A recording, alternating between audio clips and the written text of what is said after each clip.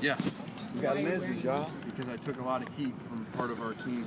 I wore a Sarah sweatshirt on ESPN, and then I wore it in our team meeting room. And then Barkley, and Khaled, and Robbie Boyer, Kennedy Pola, and Lenny Vander didn't like it very much, so I had to wear this to kind of get back.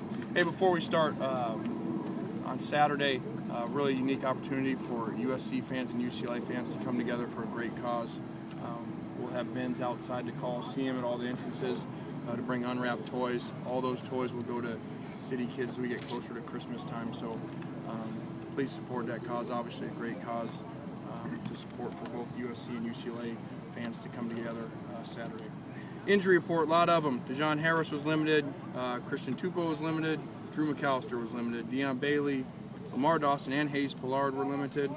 George Farmer was limited. Red Ellison was limited. And Robert Woods. So once again, we're kind of in the same stance we've been the last couple of weeks. A lot of guys banged up.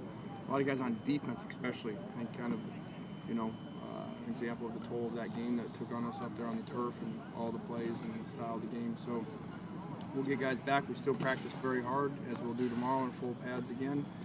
And, you know, keep the grind and then slow up at the end of the week. What happened to Marquise? I think he's fine. He just hit his neck. He'll be all right. J.R. Tavai?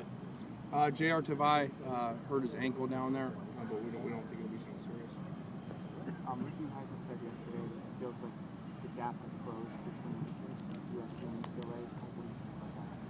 Well, I don't really know that well that I research it like that. I mean, I guess record-wise, I guess it's closer than it used to be. So I guess he'd probably be right. Are you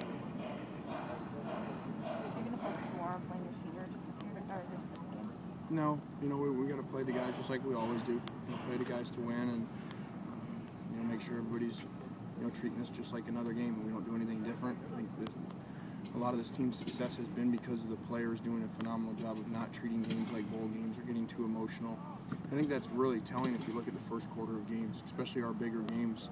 We've had phenomenal success in the first quarter because guys have been focused and not changed because of the game or the setting or something like senior day. Could Matt be emotional Saturday? Why? Got a whole nother year. Yeah, we're going to work with him a little bit later in the week on that. You know, make sure that he doesn't pull a liner on us. You know, if you guys remember that, Matt was still crying late in the first series. I think he started 0 for 5, threw the ball over Mike's head about 10 yards. So we'll work with him on that, make sure he's composed. He said he's unemotional. You know, you're probably right. Really, if you think about Matt, and obviously I'm fortunate to be closer to him during games and stuff. You know, he does not get rattled, and it is kind of amazing. Even when you get on him, you know, he called a couple of things wrong, a couple of reads the other night. You know, in crunch time of the game, and he comes up with some joke about why he did it. You know, so, why'd you went to the wrong read? He goes, I just felt like throwing Kyle Prater the ball or something. He just makes up something. So you're probably right. If there was somebody that won't get rattled, we him. What's your sense on what he's going to do? I don't have a sense. I think that, you know, I think it's going to be a hard decision for him. I think that he's going to do a great job with his family of figuring it all out. I think the majority of kids in his position would leave. I think because of who he is, probably brings it closer to 50-50 because of what his values are compared to most kids would do. What did you see in him when he was 13? Just it was kind of unbelievable to watch the game film of a game that they had played really well in, and then went to a practice and watched him the whole practice, and kind of the same thing. He just looked older than everybody else as far as not getting rattled. You know, even though an SC coach was there at that age to watch him practice the whole day, and then I think a couple weeks later went and brought Coach Carroll back, you know, so he could see the same thing because it was obvious, you know, for a kid this age to do what he's doing. We need to get on this kid right away. Did you know he wanted to go to UCLA? We had a sense, you know, just with the school and his family background, you know, we had a sense that we'd have a good chance. The first time you actually met and spoke with him, what were your impressions? Mature, very focused on what he wants to do in life, and you know, he just it's amazing what he's gone through at his age. You know, once he got here and all the pressures of being a freshman quarterback, starting as a freshman, and all the changes and all the probation sanctions and all that. I'm actually glad he didn't listen to me. You know, we actually got the Tennessee job in the week we got the job before the mid-year started here, so he was still recruitable. So we called him and tried to get him to come to Tennessee. So I'm glad we didn't do a very good job. You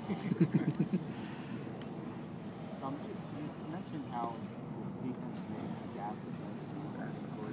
Did you play as many players as you wanted to defensively, or as many guys as you wanted? No, we did not do a very good job, and part of that was out of our control. You know, the injuries with Christian going out early, and then all three linebackers getting hurt at one point really hurt our rotation in there. John Harris not being 100%.